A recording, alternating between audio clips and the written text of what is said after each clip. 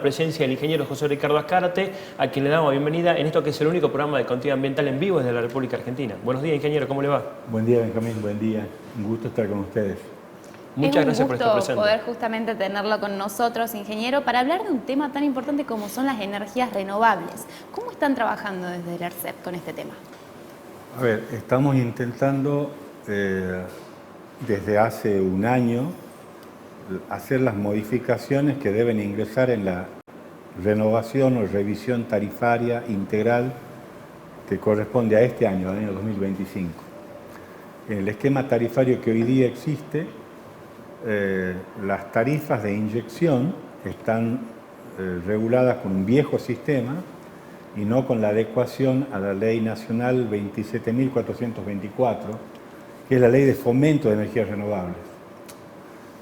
Así que lo que hemos hecho ha sido proponer un proyecto que está en la legislatura, es el proyecto de reglamento definitivo del sistema de usuarios generadores. Para que la gente entienda, nosotros tenemos un sistema de energía que está pensado desde la óptica de que hay grandes generadores, un sistema de transporte y empresas distribuidoras. Ese paradigma ha sido propio del siglo XX. Desde finales del siglo XX, inicio del siglo XXI, lo que se está tratando de hacer a nivel mundial es reemplazar el sistema del simple usuario y un gran generador por el de usuarios que son pequeños generadores de su propia energía consumida. Y hay distintos sistemas. Lo extraño de este caso es que en Tucumán, habiendo tenido la oportunidad de incluir esto en la revisión tarifaria de hace 5 años, nunca se introdujo. El concepto de tarifas de inyección venía regulado por una tarifa ponderada, una cosa bastante extraña, una tarifa de potencia que en el caso de un gran consumidor era muy clara, mientras que en el caso de un usuario común que quería poner en su casa 2 paneles solares, lisa y llanamente no estaba contemplado. Así que la mayoría de las empresas lo que hacían era colocar estos paneles con una llave de inyección cero. ¿Esto qué significa? Que la gente podía generar energía solamente cuando estaba consumiéndola en su hogar y luego tenía una llave de corte o un sistema de corte que impedía que en el caso de no consumirla, esa energía suba al sistema. Cosa extraña, pero bueno, no tan extraña cuando uno la piensa desde otra óptica. Tenemos que ir a un sistema moderno. Un sistema moderno significa lo que hoy está haciendo Córdoba, lo que está haciendo Mendoza, que tienen un 30% de energía en manos, de toda la energía que se consume, un 30% la generan los propios usuarios. Si nosotros tuviéramos en Tucumán esta oportunidad y hacerlo de esta manera, significaría bajar nuestros picos de consumo. A ver, este año tuvimos 870 megavatios, sobre los 805 el año pasado, o sea, la demanda en pico de máxima creció casi un 10%, 8 al 9%. Y si decimos que un 10% de los usuarios podría estar generando, estaríamos bajando ese pico de demanda y el crecimiento de la demanda, de los picos de demanda, no afectaría a la red de distribución, mucho menos al sistema de transporte, que es lo que siempre falla. Esa reglamentación que la hemos presentado en la legislatura y otra copia la tiene el Poder Ejecutivo, la vamos a estar poniendo en funcionamiento en los próximos 15 días. 20 días a lo más, va a ser un reglamento general que va a aprobar el ente regulador directamente. Lo hacemos con supervisión del Poder Legislativo y del Poder Ejecutivo, porque es una facultad que ya teníamos conferida por la Ley 6.608. En realidad era algo que ya se podía hacer. Yo tengo ingenios que hoy día cogeneran con vapor, con calderas de vapor, hacen turbinas de vapor y tienen sistema de generación. Algunos están conectados al sistema eléctrico de alta tensión, otros no, otros directamente se conectan con las líneas de media tensión o de baja. Lisa y llanamente eso lo podemos hacer con todos los usuarios generadores, siempre que respetemos lo que la ley nacional nos indica, que sepamos diferenciar qué es un pequeño generador, Bien. que son aquellos que tienen una cantidad limitada, son 200, 300 kilovatios, una cantidad que iba hasta 2 megas, que hoy día llega hasta 12 megas, que son los medianos generadores, que puede ser un country, un edificio que alquila un terreno o compra un terreno para hacer un punto de inyección, y un gran generador, que es aquel que quiere hacer de esto un negocio, o sea, él no quiere consumir, no tiene consumo, solo quiere inyectar energía al sistema para cobrar el valor del kilovatio. Bueno, estas son las cosas que hay que diferenciar muy claramente, cuáles son las escalas, qué pasa en el límite entre esas escalas, cuando un usuario chico se transforma en mediano, cuando un mediano en grande, porque las condiciones son distintas.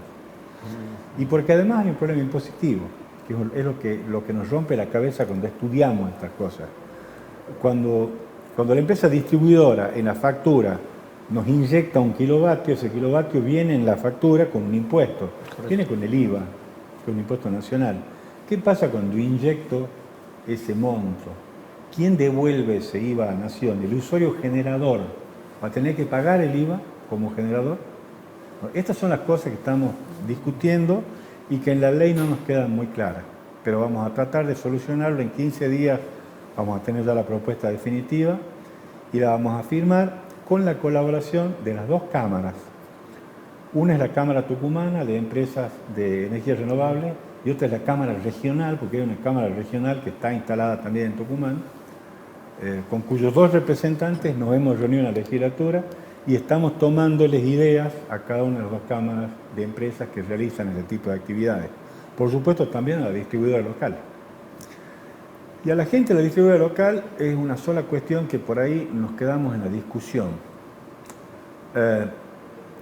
No hay que pensar la mirada desde el punto de vista de caja. Caja es el ingreso inmediato, ¿eh? La caja puede resentirse cuando hay un 10 o un 15% de energía que empiezan a generarla los mismos usuarios. La caja pensando en el año. Claro. Ahora, en la inversión de los próximos 5 años, cuando yo no tenga cortes en los próximos 5 años o no tenga que ampliar líneas porque la capacidad cada vez se va disminuyendo, cuando uno piensa ya no en caja, sino en una proyección económico-financiera a futuro, es siempre más rentable tener un sistema con generación en los usuarios que tener un sistema de comprar y tener que agrandar todos los días. A ver, como digo yo, tenemos que agrandar el tamaño del conducto porque el caudal no nos alcanza, y eso siempre pasa con las redes de alta tensión, que ya las saturamos, se cortan las líneas de alta tensión y la distribuidora no tiene energía para distribuir. Bueno, estas son las cosas que ocurren cuando pensamos en un sistema antiguo. Los sistemas modernos piensan que los usuarios sean sus propios generadores. Ingeniero, recién hablaba muy bien usted del caso de Mendoza, una posibilidad de un 30%, y precisamente cuál es la proyección a partir de la reglamentación y del avance que se está hablando de cuántos usuarios generadores podría haber en Tucumán. A ver, esta ley tiene una particularidad que establece fondos de fomento. Y la provincia de Tucumán no los ha reglamentado. Yo le he propuesto ya al ministro de Economía reuniones con el agente financiero de la provincia y preguntarme si el agente financiero es capaz de darnos un crédito, anticipo de haberes a un empleado con tasas muy bajas. ¿Por qué no me da lo que me da Banco Nación Argentina, que son los créditos de eficiencia energética? Hoy día cualquier persona, cualquier usuario puede ir al Banco Nación y solicitar un crédito, y esos créditos se otorgan a simple firma, con un solo concepto, que es lograr eficiencia energética en los hogares, y tienen tasas de interés muy bajas. Es más, para cifras pequeñas son tasas 0%. Tenemos que lograr que los empleados públicos tucumanos que tienen un crédito anticipo de haberes puedan invertir parte de esto. No digo en colocar todos paneles, porque no vamos a pretender que todo el mundo tenga paneles y que genere energía. Sí que bajen consumo.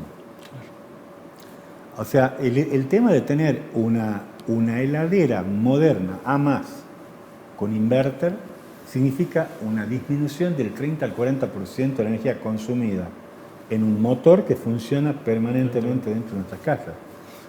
El tema de tener un sistema en donde tenemos un aire acondicionado, Un sistema de una persiana o un doble vidrio significa ganar eficiencia energética entre un 20% a un 25%.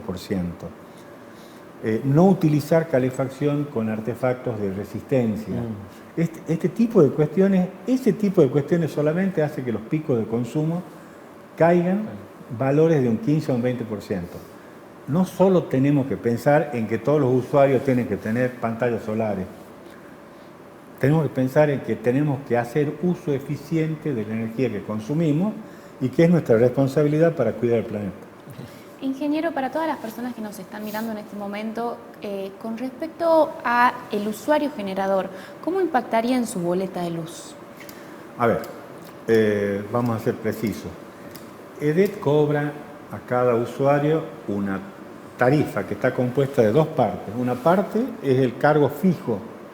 Cargo fijo se llama, en realidad no es fijo. Son escalones por valores de potencia consumida que se miden por escalones de energía. Hasta 200 kWh mensuales, 200 a 500, de 500 a 750, de 750 para arriba. C1, C2, C3 y C4 son los cargos. Los cargos que cobra la empresa los cobra en función de la energía que ellos distribuyen y que baja a nuestro sistema. O sea, la energía consumida. Ese cargo se va a seguir cobrando por energía consumida, porque de ese cargo depende el tamaño del cable, el tamaño de la estación transformadora que tiene que tener el sistema. El tamaño, a ver, los ingenieros decimos, el tamaño de los fierros, no la energía que llevan los fierros, el tamaño de los fierros que llevan la energía. La energía consumida, por otra parte, que es lo que tiene por ahí un subsidio nacional o tiene la tarifa social provincial, la energía consumida va a tener sí una disminución directa.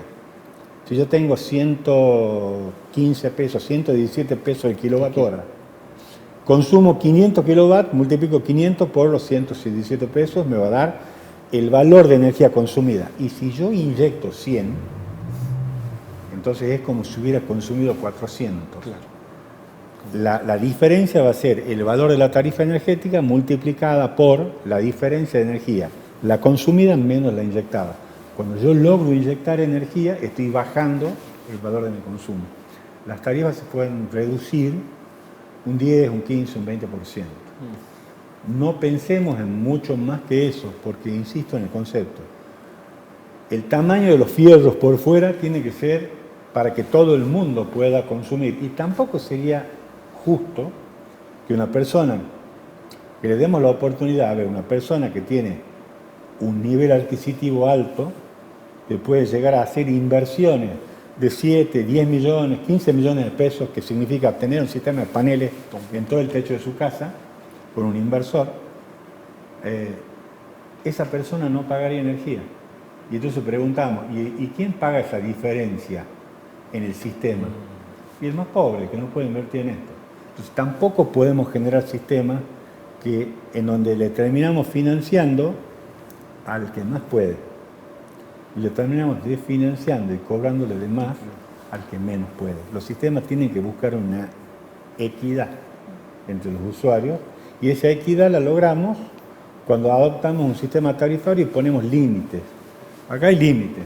Se habla de un 20%, un 30% de energía total generada para ser un usuario generador. Si no, uno ya entra en la categoría de ser un generador y ese es otro tratamiento distinto. Y ahí se requiere un contrato entre el generador y la distribuidora.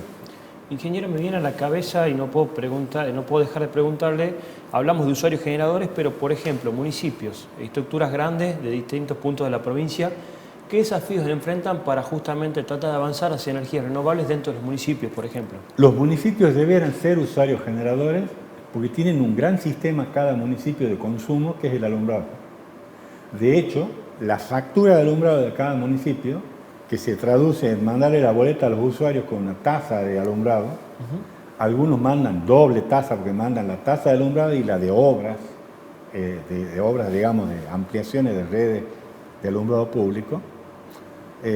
Tiene que convertirlos en ser mucho más eficientes. Ellos son un gran usuario que debiera ser un gran usuario generador.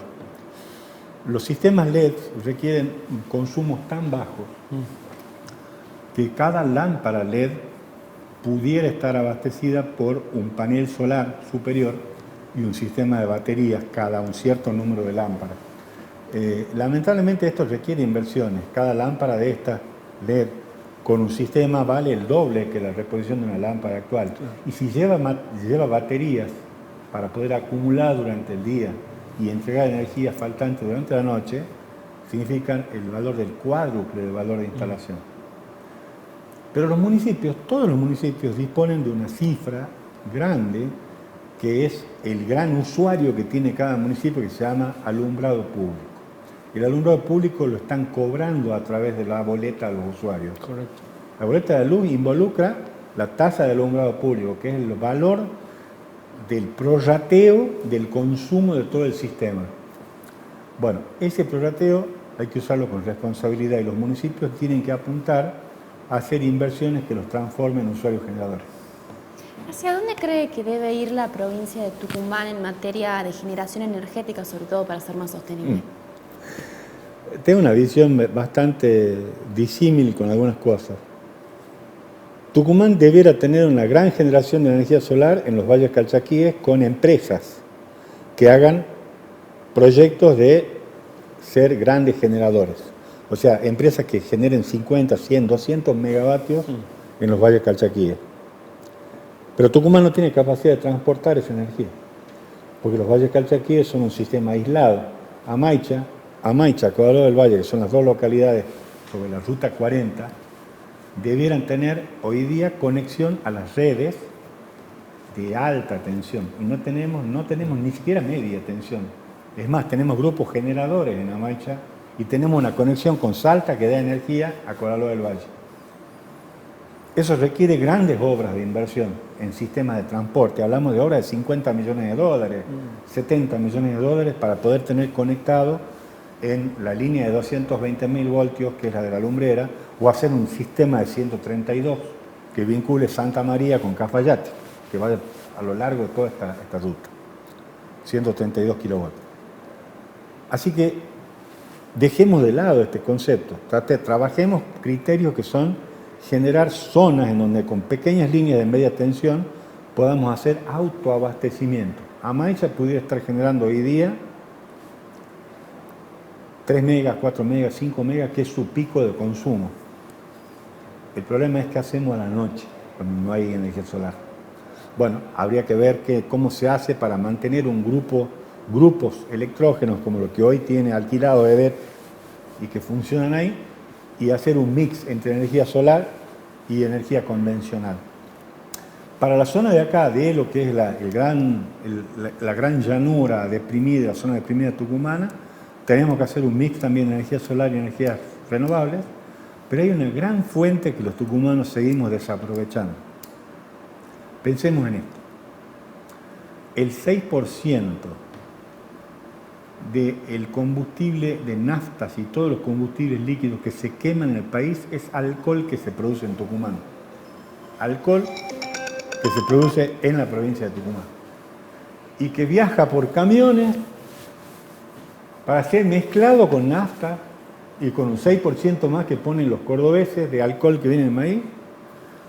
Y ahí lo mezclamos para que después vuelva y se distribuya y lo quememos en los autos en toda la República Argentina.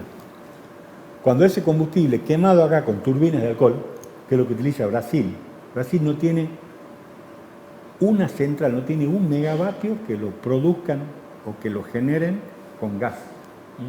Lo generan todo con bioetanol. Tienen turbinas. Las turbinas General Electric que utilizan los brasileños desde Minas Gerais, San Pablo para abajo, todas completas, desde Río de Janeiro para abajo, son todas con bioetanol. Entonces la pregunta es, hemos hablado de ingenios cogeneran con vapor. Seguimos pensando la mentalidad de una industria de alimentos que se llama hacer azúcares. Los brasileños han dejado esa mentalidad hace mucho tiempo atrás y dicen que su industria es energética.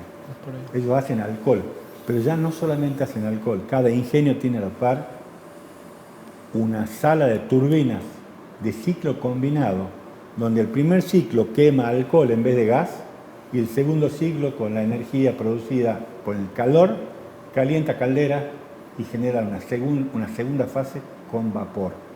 Son sistemas de ciclo combinado en base a que el combustible es el bioetanol. y los tucumanos seguimos mandando a que lo mezclen para quemar en los autos. Bueno, estas son las cosas que hay que cambiar de mentalidad y transformar nuestra provincia en el polo de energía renovable. Nuestro polo de energía renovable es el campo. El principal convertidor catalítico que tiene la naturaleza de energía del sol con solamente tierra y agua es la caña de azúcar. Es mejor convertidor catalítico o mejor convertidor de energía que el alcohol de maíz, porque ese requiere un fermentador, mientras que el alcohol de caña de azúcar no lo requiere. Y además no consume energía, sino que la genera. Realmente desaprovechamos conceptos que son básicos y cualquier persona que haya estudiado bioingeniería los comprende. Estamos desperdiciando una provincia que debería estar a la cabeza en energías renovables, no solo por el sol al que podemos ganarle energía, sino por el bioetanol que podemos producir en base al agua y al suelo.